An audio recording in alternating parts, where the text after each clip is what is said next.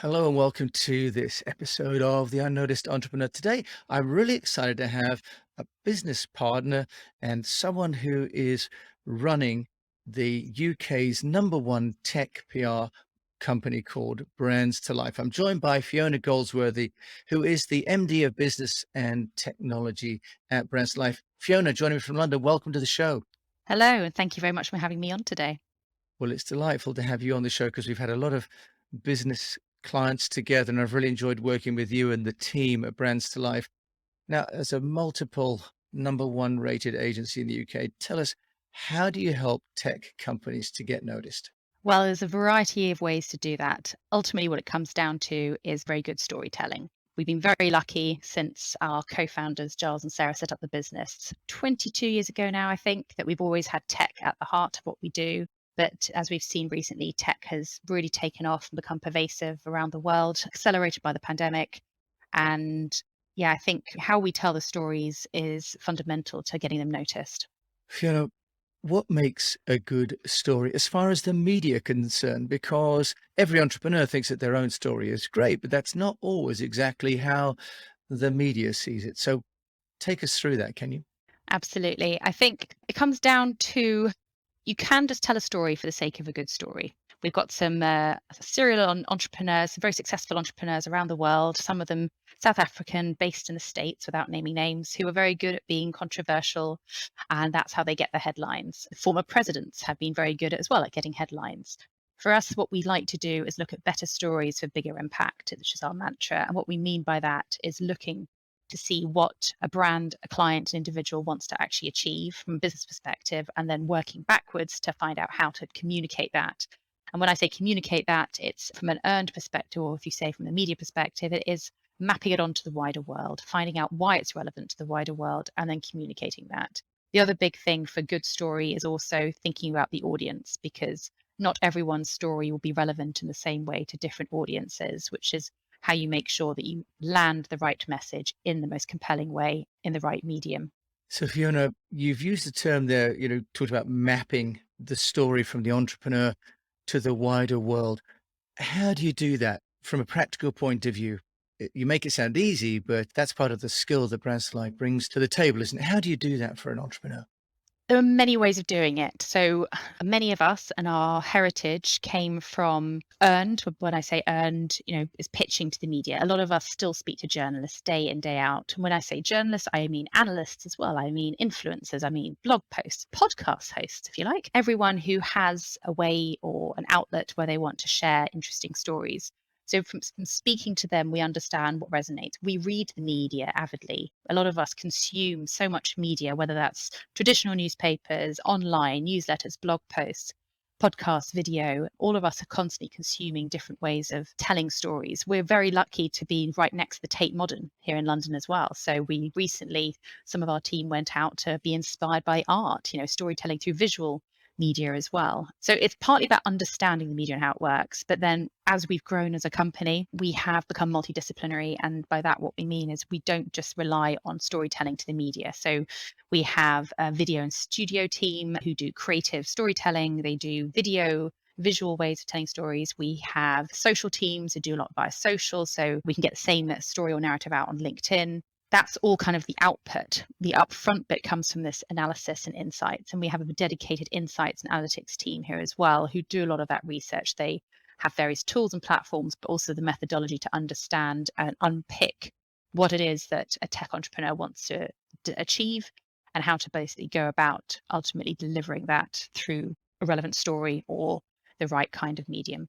Well, you've got a lot in there, So Fiona. You've made, and I know you guys have an amazing team and create a great deal of work. You have talked about multidisciplinary. Could you maybe sort of give us your definition of public relations now? Because in the past, an agency like Brands to Life would be known for, if you like, just media relations, media outreach and placements. What do you think has changed now in terms of the mix of communications that an entrepreneur or a company needs to have in order to get noticed?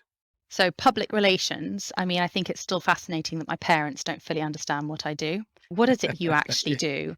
And the way I position it to them is that we help to manage the perceptions of our clients and brands externally. Mostly what we do is positive and proactive storytelling. We do have crisis comms here, of course, for when things go awry. But I think PR, it very much depends on the sector you're in and which part of the business you're supporting. Because if you're in-house, PR is keeping things out of the papers potentially, if you think about it. From a shareholder or an investor relations agency, it might be about crafting the best possible story for shareholders.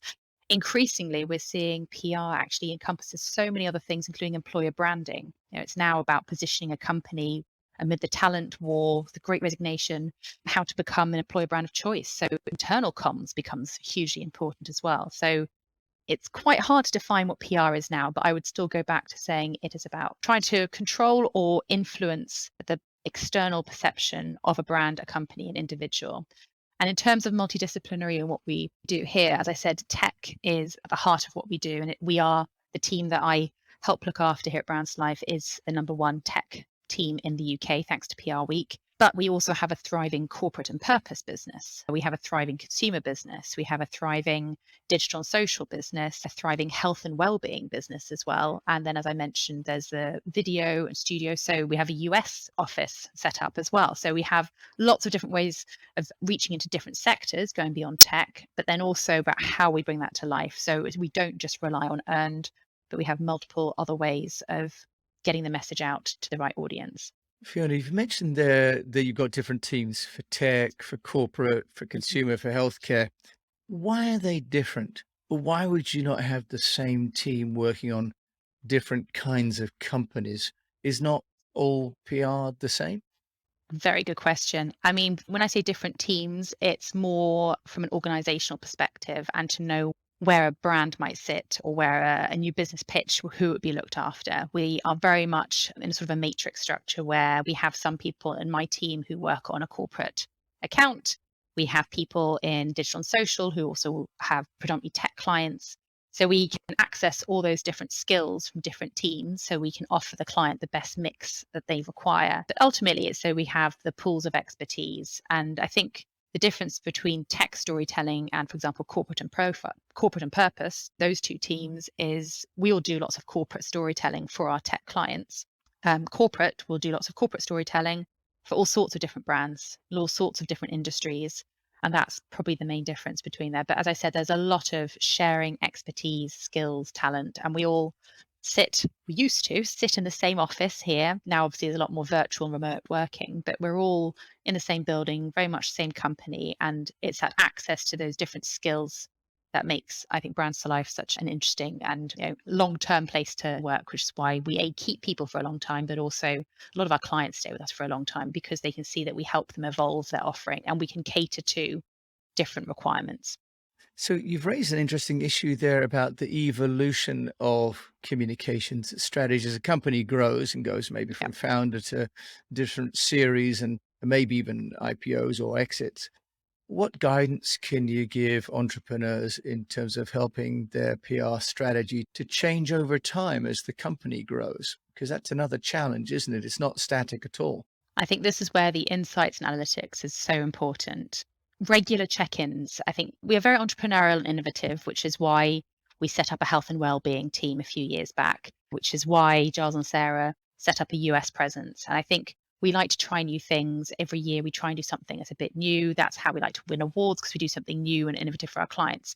But you can only do that if you keep trying to do something new and don't just fall back to what always works. That's not to say don't reinvent the wheel, but how can we tweak things, make things better? So we have regular reviews with our clients, monthly, quarterly, half yearly, however often we can, where we check in on the progress. We check in on whether what we are delivering for the client ultimately is having an impact on their business. And if not, then let's tweak it and let's adapt it. And this is the best way for us to stay close to the business to figure out what their business objectives are, how they want to be perceived, and how to work with them. So the strategy and analytics that comes in often we help them understand that actually doing what they've done to date isn't going to help get them in front of that C-suite audience or is it going to help them move into this new market. Increasingly, we're seeing when we stay with brands or clients for a long time, they've gone from Series A to Series D, they're looking to list. That's when they need to really start building their brand and their profile. And that's where you realize they have challenger brands snapping at their heels. I think VMware is a great example of a client of ours we've had for over 10 years. They came to us as a challenger brand. I believe it's to Microsoft, and now they're the incumbent and they've got all these other brands snapping at their heels. And it's the hype cycle. So it's helping them evolve throughout our hype cycle, helping them evolve their story, the messaging, the proof points, and helping grow with them as they evolve their narrative. Because what the narrative or the story that a tech entrepreneur might tell at the beginning of the company or the beginning of the launch is very different to what you stand up and say 1 year after you've listed to shareholders and to a company that now has, 500 plus Yeah. employees. So we work with them on that. And a big part of that is helping them unpick and understand the communication that's required at each stage. Okay, so you've mentioned a key person there, and obviously, my fellow unnoticed entrepreneurs. What would you say would be maybe one of the key challenges that you've met with entrepreneurs as clients? What would you give them as advice on how to best use the agency or to embrace public relations, Fiona? I would say treat us as consultants. And a very good friend of mine actually works for a major management consultancy, and I need to get him to write this down so I can share it with everyone officially. But he says that PR should be paid a lot more because as consultants, we often have the ear, we're doing briefings with the CEOs of these big companies. We're speaking to very influential journalists. We're speaking to the customers. We're speaking to your future superstar talent hire. So I think it's treating your comms agency as consultants, listening to the advice, because what we love about tech founders or tech entrepreneurs is the passion and their belief in what it is that they are bringing to market or what they want to launch. The problem can be that if they see comms or PR as an afterthought or as an executional vehicle, as opposed to being part of that process, is that they won't take any feedback on board and then you might not get the best possible results for the launch. And again, that passion, I don't want to do any disservice to that passion because it is so wonderful and powerful and it comes across when they're speaking to journalists, investors, when they're speaking to new hires, customers, etc. But often we can help them shape the story so that story can be told in a more powerful and in a more compelling way than they might originally have anticipated. Now, I've got a question for you here, Fiona, around, which one should get the most profile? Should it be the CEO, the founder of the company, or should it be the brand of the company? Now, there's sort of two schools of thought, aren't there? Should you be Mhm. building the CEO brand or the corporate brand? And we've seen successes from Branson, obviously, in the early days, Alan Sugar, for example, being another one. So, which way should a company proceed? CEO profiling or brand profiling? There's a bit of a teaser for you. There's no right or wrong answer. I think it depends very much on the company and on the brand. There you go. There's a politician's response for you. Yeah, that's right. I think that you can do a lot with the CEO and the founder. You can do a lot with, particularly if they're willing to go out and be authentic, show that what it is that they're developing, launching actually has a purpose in the world, particularly nowadays where there is an emphasis on purpose. There's an emphasis on making the world a better place. There's an emphasis on helping your staff to address mental health challenges, helping to address climate change. If they're willing to be authentic and be real, then there is a huge opportunity for them because increasingly people want to work for inspirational people. I think working for an Apple or a Nike or a Google, increasing that shifting. If you speak to younger audiences now, they want to work for companies where they can feel that they're helping the world or they're making a difference. That's not to say that any of those companies aren't. Far from it. It's just there's a different shift. And what we're seeing internationally as well, where there are talent challenges and companies are struggling to compete, if the country leader or the CEO is out there and visible, they're more likely to actually hire or make that hire because they feel they can relate to that individual. So I think that relatability and authenticity is very important. But you must not neglect the brand because the CEO doesn't always stick around. And I think it's important to know that the brand stands for more than just one individual. I would actually argue that it's not necessarily about whether it's the CEO, the founders, or the brand, but it's also about shining a light on the people who work within the business as well. We've had a lot of success by shining a light on female engineers working for companies or developers. So people doing the actual work, helping to build it. And that's an interesting story rather than the very polished CEO at the top who has been trained and media trained and isn't going to slip up or show any ounce of personality. So I think those days are gone and that authenticity is really important. Oh, that's really interesting and great answer, by the way. And I think so really you need to have both is the answer, not one or the other. That's fantastic. Now, as a company, Brands to Life, as you say, has been over 20 years, 3 years successive top of the rankings in the UK for tech. How is Brands to Life as a company getting noticed? This is a question, a PR question for a PR agency. Yes, obviously, it's important to show that we can do PR for ourselves as much as we can for our clients. The way to do it, in my honest opinion, and I think it's the same for what I'd say for clients, is not just being controversial, not having a view for the sake of it, but making sure it aligns with what it is we're trying to achieve. So if there is a story that breaks that we have a strong view on, or we have helped solve a challenge previously for, that's where we'll put our hand up for it. And I think our co-founders are still very visible. They will often contribute to PR Week activities, but increasingly the MDs across the business, our digital and social MD, Kinder Jackson, she talks a lot on podcasts. She was out at the Cannes Festival recently. Our head of consumer our MD of consumer, she has lots of very strong views on creativity and how to hone that. So we try and get that out. But one thing that's really worked well for us is our Tech Trends event that's been going for 10 plus years now. And each January, we get together I think it's 4 illustrious journalists from across, the likes of the BBC, Forbes, Channel 4, New York Times, Metro, and we ask them for their predictions for the year ahead and what the big tech trends will be. And that has been something that our customers, our prospects, but the industry generally keeps coming back to. And we have lots of people who we've never worked with, but they turn up regularly every single year because they know it's an event they don't want to miss. Used to be in person. Unfortunately, it's now mostly virtual, but let's not say it won't go back to being hybrid or in person again. And I think it's having something that is central to what we do, where we're showing we can help add value and making sure that we're getting out there and being seen again in the right places. So I wouldn't necessarily want to go and do a podcast for Sky News on the latest in supply chain challenges, but I'm very pleased to be here today to be talking about how to help tech entrepreneurs get noticed, speaking to you for your target audience. I think it is thinking again about the target audience. So being in the industry, being visible, and again, I think it's important that the co-founders, but the MDs are also out there so that when we're looking to hire people, they know who it is that they're going to be working for. Right. That's really wonderful. And now, as you say, you're both participating in the industry, but also leading and facilitating the industry in discussions as well, which is also fantastic. I will ask you, what trend do you think there is in PR? If you were to look, Fiona, at the next 3 to 5 years, what would be your sort of view on what is coming next for PR for business owners? That's a very good question. You won't hold me to this in 3 years' time? I will be checking back in 3 years' Yeah. time and cross-referencing what you say today with what you said then. We actually, one of our tech trends panelists does that every year. He comes up and holds everyone to account for the previous year. But I think my prediction is we will continue to see different channels. When we're interviewing 21-year-olds straight out of university and we ask them how do they get their news, very few of them say the BBC or the Guardian or the FT. They refer to TikTok. They refer, these threads on Reddit. They refer to this whole other world. And I think this diversity of platforms is coming in, which means we have all these different channels, which means we have to tailor the message accordingly to think about how we get the message across and also be creative. That's not least because as we've seen, traditional newspapers are shrinking.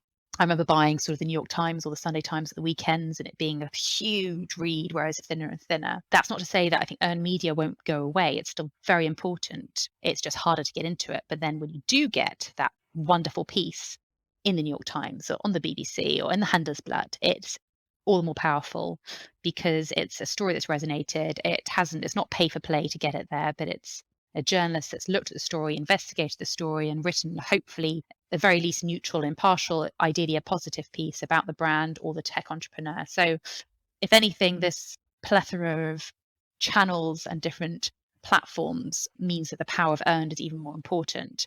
But we have to keep adapting, we have to keep innovating. And I think the future of PR is that it will remain and become more important. It will just take shape in different ways, and it won't be the traditional, oh, you do PR, you do media relations. It means so much more these days and will continue to take on many different shapes.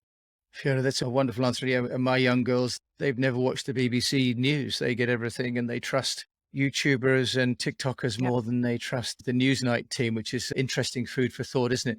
Fiona Goldsworthy, joining me from Brands to Life here in London. Thank you so much for sharing your wisdom with me and my fellow unnoticed entrepreneurs today. Thank you very much for having me on. It's been an absolute pleasure. It's been really my pleasure to have you sharing a vast amount of experience. And I'm sorry I had to put you in such a short window, but of course, as always, I will put Fiona's details in the show notes. So for those of you that have listened and enjoyed this, do please share this with a fellow entrepreneur, rate it and review it if you have the time. And in the meantime, if you've got a PR firm, maybe offer them a little bit more money for what they do. But if you're not willing to go down that path, do engage them as consultants and do keep on communicating. Thank you for listening to me, Jim James, on this episode of The Unnoticed Entrepreneur.